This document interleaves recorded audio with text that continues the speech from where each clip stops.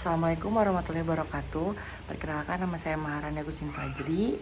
Saya dari UIN Syarif Hidayatullah Jakarta dengan NIM 11/2001500033. Saya sekarang akan menjelaskan di sesi kali ini saya akan menjelaskan mengenai perpajakan. Yang pertama, saya akan menjelaskan mengenai apa itu pajak.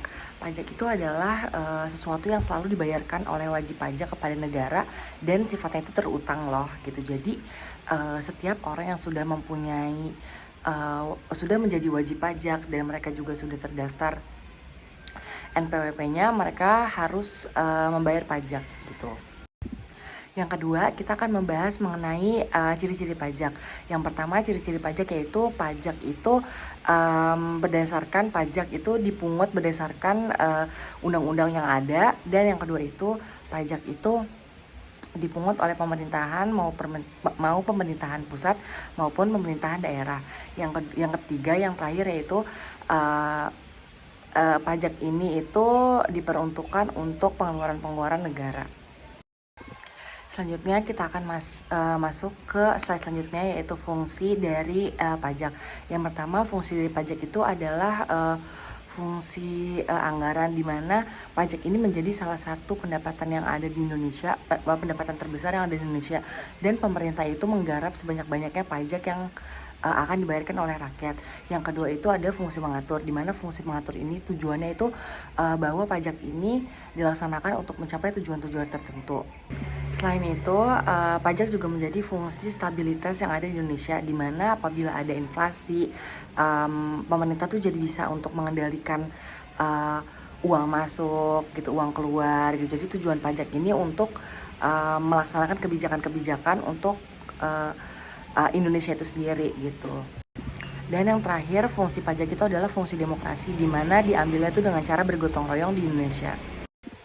Selanjutnya kita akan masuk ke slide selanjutnya, yaitu kita akan menjelaskan tentang jenis-jenis pajak. Yang pertama itu ada pajak langsung, di mana pajak langsung ini untuk yang wajib pajak itu harus membayar pajaknya dan harus dipikul sendiri dan tidak bisa dibebankan kepada yang lain. Contohnya itu ada pajak PPN, ada pajak bumi bangunan, ada pajak penghasilan atau PPH gitu.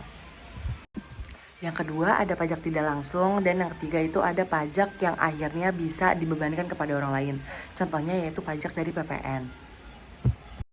Selanjutnya ada jenis-jenis pajak berdasarkan sifatnya. Yang pertama itu ada pajak subjektif, di mana pajak subjektif itu pajak yang memperhatikan dari wajib pajak itu sendiri. Contohnya itu pajak penghasilan. Tapi yang kedua itu ada pajak objektif, di mana pajak objektif itu tidak memperhatikan dari objeknya. Jadi kayak ya udah emang harus bayar gitu. Contohnya itu ada pajak ada PPN. Contohnya ada PPN. Selanjutnya, untuk slide selanjutnya kita akan membahas tentang syarat-syarat dari pemungutan pajak. Ya, syarat-syarat dari pemungutan pajak itu yang pertama, pemungutan pajak harus adil, harus efisien. Yang kedua harus efisien. Yang ketiga tidak mengganggu perekonomian. Yang keempat itu harus sesuai dengan undang-undang yang berlaku. Terus yang ketiga itu sistem pemungutan pajak juga harus bersifat sederhana dan tidak boleh merepotkan dari si wajib pajak tersebut. Selanjutnya kita akan membahas mengenai teori pemungutan dari pajak ini. Yang pertama itu ada teori asuransi. Nah, teori asuransi ini si negara itu beranggapan bahwa dalam teori ini negara itu beranggapan bahwa ya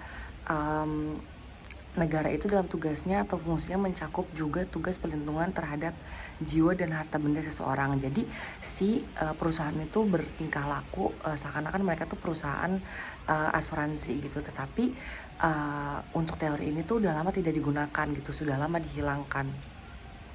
Karena negara itu tidak mengganti kerugian dari hal-hal yang menimbulkan kerugian gitu. Misalnya contohnya kayak ada misalnya dibunuh atau hartanya dicuri gitu. Jadi untuk teori ini emang sudah tidak ada lagi di Indonesia gitu. Nah, selanjutnya ada teori kepentingan, di mana teori kepentingan ini mengatakan bahwa kalau misalnya pajak itu sesuai dengan kayak kepentingan individu gitu loh. Jadi kalau misalnya emang si individu ini tuh mereka tuh bener-bener menikmati hidupnya atau menikmati bagian dari pemerintah ini, berarti pajak yang akan dibayarkan juga semakin besar gitu. Jadi tanda kutip mungkin jadi lebih ke apabila orang yang mempunyai harta banyak gitu, yang ada di Indonesia gitu, berarti mereka membayar pajaknya juga lebih banyak daripada orang yang hartanya lebih rendah gitu. Selanjutnya ada teori daya pikul, di mana teori daya pikul ini sebenarnya hampir sama dengan teori kepentingan.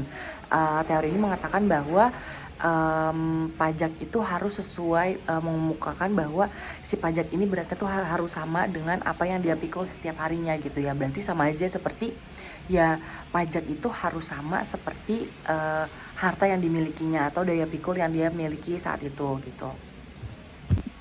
Selain dari teori-teori yang sudah saya sebutkan tadi, ada juga teori-teori lain yang ya, seperti teori kewajiban mutlak atau teori bakti, teori daya beli, dan masih banyak lagi. Selanjutnya, di slide selanjutnya saya akan membahas mengenai asas pengenaan pajak. Yang pertama ini asas dari domisilinya atau tempat tinggalnya, di mana pemerintah itu menarik pajak di tempat mereka di tempat wajib pajak berada, maupun di dalam negeri maupun di luar negeri. Yang kedua ada asas sumber, di mana pemerintah itu menarik pajak berdasarkan sumbernya dan tidak melihat domisili atau tempat tinggal dari wajib pajak tersebut. Nah, selanjutnya ada asas kebangsaan, di mana asas kebangsaan ini pemerintah itu menarik pajak kepada orang-orang asing yang berada di Indonesia. Jadi walaupun mereka negara asing tapi mereka di Indonesia, mereka juga tetap kena wajib pajak. Di slide selanjutnya kita akan membahas mengenai tarif pajak. Yang pertama itu ada tarif tetap, di mana tarif tetap ini itu tidak bisa diubah dan itu sudah mutlak dari pemerintahnya gitu ya, dan tidak bisa dipengaruhi oleh jumlah dasar pajak, objek pajak, dan wajib pajak. Selanjutnya ada tarif proporsional, di mana tarif ini merupakan sebuah persentase tunggal yang dikenakan kepada objek pajak. Nah, yang terakhir itu ada pajak progresif, di mana persentasenya itu selalu meningkat berdasarkan peningkatan jumlah yang dikenai pajak, dan ada pajak degresif, di mana persentasenya itu selalu menurun dan itu juga sesuai dengan seiring dengan meningkatnya jumlah atau menurunnya jumlah yang dikenakan pajak. Terima kasih. Sekian presentasi dari saya, kurang lebihnya mohon maaf. Wassalamualaikum warahmatullahi wabarakatuh.